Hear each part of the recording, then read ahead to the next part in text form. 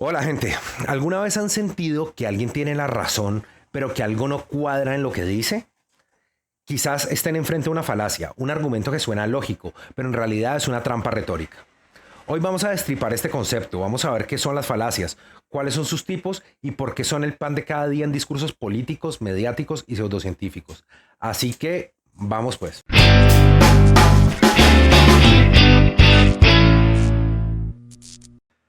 Para empezar tenemos que definir, conceptualizar, saber qué son las falacias. Ya Aristóteles en el siglo IV a.C., en el texto Refutaciones Sofísticas, las había definido de la siguiente manera. Una falacia es un razonamiento que parece ser válido, pero no lo es.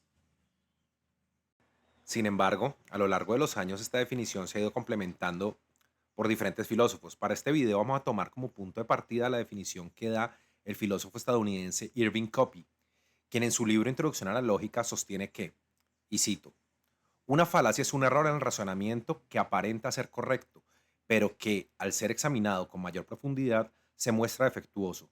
Las falacias son argumentaciones que pueden parecer persuasivas o válidas, aunque no lo sean. Abordar todos los tipos de falacias es muy complicado, por lo cual no pretendemos hacer esto en el video. Sin embargo, vamos a tomar algunas. Para hacerlo de una forma un poco más ilustrativa, vamos a usar ejemplos de escritores, periodistas y sobre todo de políticos. Así, de esta manera, aparte de hacer una labor pedagógica, vamos a ver cómo el hecho de falsear el argumento no discrimina banderas políticas.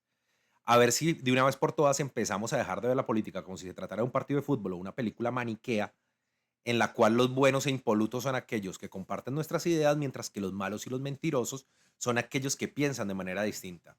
Así que vamos pues. Falacia de afirmación del consecuente. Es una falacia formal que ocurre cuando se afirma la segunda parte de una proposición condicional y a partir de eso se pretende concluir la primera parte, lo cual no es una inferencia válida en la lógica. Su estructura es, si A entonces B, por lo tanto A. El razonamiento parece lógico, pero es inválido. El hecho de que ocurra B no garantiza que haya sido causado por A, ya que B se puede deber a diferentes circunstancias. Como ejemplo de esta falacia usaremos un tuit del activista político y periodista Luis Carlos Vélez, que dice, si la tributaria que planea el presidente Petro pasa sin protestas ni bloqueos de la primera línea y con un ministro de Hacienda sin renuncias ni mociones de censura, entonces el problema era la falta de mermelada y las ganas de poder. Luis Carlos confunde causa con efecto así. Si hay mermelada, pasará la reforma. Por lo tanto, si pasa la reforma, hubo mermelada. Ahí está la afirmación del consecuente. Falacia de negación del antecedente. Esta es una falacia formal que ocurre cuando se niega el antecedente de una proposición condicional y se concluye incorrectamente que, por ello, el consecuente también es falso. Este tipo de razonamiento no es lógicamente válido. Su estructura lógica es, si A entonces B, no A. Por lo tanto, no B.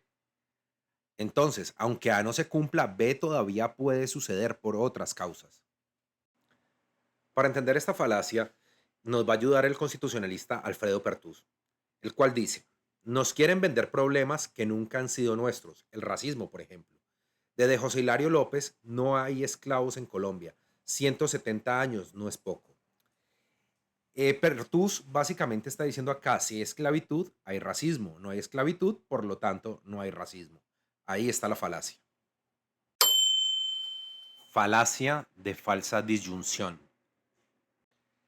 Esta es una falacia formal que ocurre cuando se parte de una disyunción A o B, como si fuera exclusiva. Solo puede ser A o B, pero no ambos, cuando en realidad es una disyunción inclusiva. Pueden ser A, B o ambos.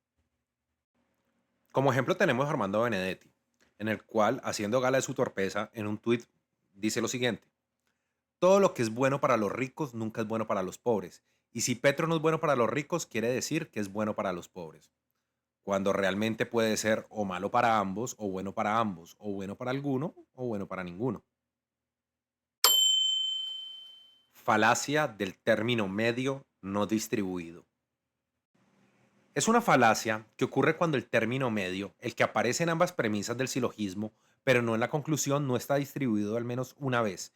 Es decir, no se refiere a la totalidad de los elementos que representa, y por eso no puede establecerse una conexión lógica válida entre los extremos de la conclusión. La estructura silogística incorrecta sería todos los A son B, todos los C son B, por lo tanto todos los C son A. Quizá esto suene un poco enrevesado, pero para desenredar lo que nos va a ayudar es el propagandista político Alberto Bernal, el cual en una discusión con Andrés Hoyos sostiene: Andrés, wokeness es comunismo puro y duro. El día que usted lo entienda, entenderá mi razonamiento. Saludos. Ahí, aparte de haber una falsa asociación, Alberto razona de la siguiente manera: comunismo es malo, wokeness es malo, por lo tanto wokeness y comunismo son lo mismo. El error es el término medio malo. En ambas premisas se refiere a toda la categoría. Y es ahí donde, justamente donde está la falacia del término medio no distribuido. Falacia non sequitur. Esta es una falacia que ocurre cuando la conclusión no se deriva lógicamente de las premisas previas, aunque superficialmente pareciera que sí. Es decir, la conclusión no guarda relación válida o necesaria con los argumentos que la preceden. Un buen ejemplo de esta falacia lo podemos encontrar en un tuit de Gustavo Petro cuando era senador, el cual dice: me parece perverso que usen a las mujeres para legitimar la lucha de las mujeres. Puedo apostar que quien da la orden de limpiar las paredes a las mujeres explotadas en servicios generales ha sido un hombre, realmente perverso. Acá Gustavo Petro, de manera muy torpe, está señalando como indicador de explotación que probablemente las mujeres tengan un jefe varón y que haya recibido de él una instrucción inherente a su trabajo.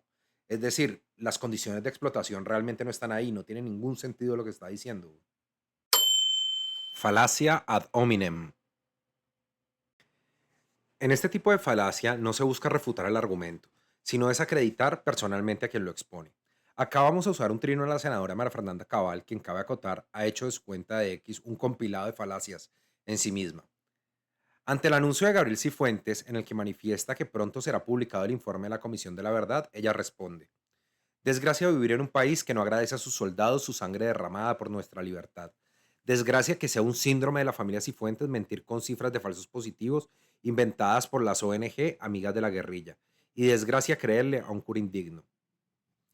Se puede ver que en su respuesta, aparte de tratar de indigno al padre de Rux y de acusar a la familia Cifuentes y a las ONGs de mentirosas, dice que estos mienten con las cifras de los falsos positivos. No obstante, la senadora no aporta ningún dato ni prueba que sustente esa acusación, quedando todo en el señalamiento y el descrédito personal y sin fundamento de quien es su interlocutor. Falacia ad populum. Esta se da cuando se intenta justificar una afirmación apelando a la opinión, emociones o creencias populares, en lugar de basarse en argumentos racionales o en evidencia lógica. Se asume erróneamente que algo es verdadero o correcto simplemente porque muchas personas lo creen o lo apoyan. El ejemplo de esta falacia está a cargo de la expresidenta de Argentina, Cristina Fernández, quien, cabe acotar, fue procesada y finalmente condenada en 2022 por hechos de corrupción administrativa. Esta, en su alegato final, nos deja esta joya: fuimos elegidos por el pueblo, no podemos ser nunca una asociación ilícita. Es evidente que la premisa no guarda ninguna relación con la conclusión, pues el hecho de ser elegidos por el pueblo no excluye de ninguna manera que ésta pudiese o no cometer actos de corrupción. En pocas palabras, la popularidad no valida la lógica ni la justicia. Falacia ad baculum. Este consiste en apelar a la fuerza, la amenaza o el miedo en lugar de argumentar racionalmente. En lugar de convencer con lógica o evidencia, se intenta imponer una conclusión mediante coacción, intimidación o consecuencias negativas si no se acepta una idea.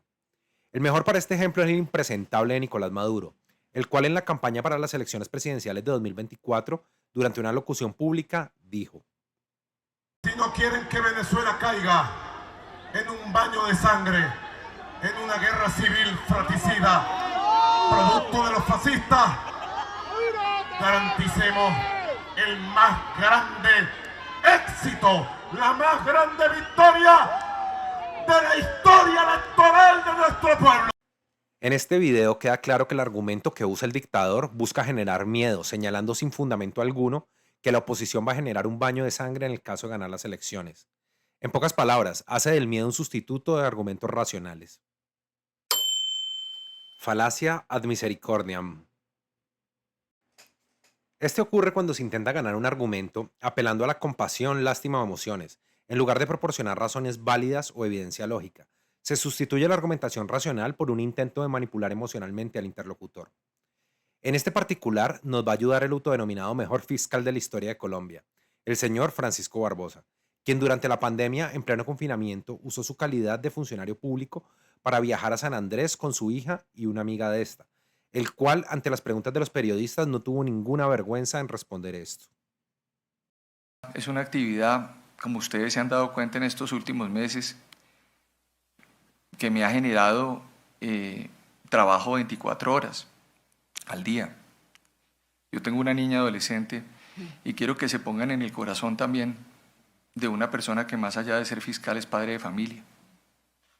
Y en ese sentido, decir que siempre que yo tenga la oportunidad de viajar con mi hija y con mi familia, lo haré. En este caso, Barbosa nos cuenta lo dura que es su vida y además usa su condición de padre para apelar a las emociones y así desviar el foco de las preguntas que iban en torno a los excesos que había cometido como funcionario. Bueno, gente, hasta aquí llegamos por ahora. Como pudieron ver, hay muchas formas en las cuales el discurso político busca manipular, confundir o simplemente distraer del fondo. Pero esto es apenas la mitad del camino. En la próxima entrega vamos a seguir desenredando más falacias, algunas más sutiles y seguramente van a reconocer más de una. Así que si este contenido les pareció interesante, no se pierdan la segunda parte, suscríbanse, activen la campanita, compartan esto con quienes les venga bien pensar un poco más y sobre todo no se dejen marear con discursos bonitos y vacíos. Nos vemos muy pronto. Adiós pues.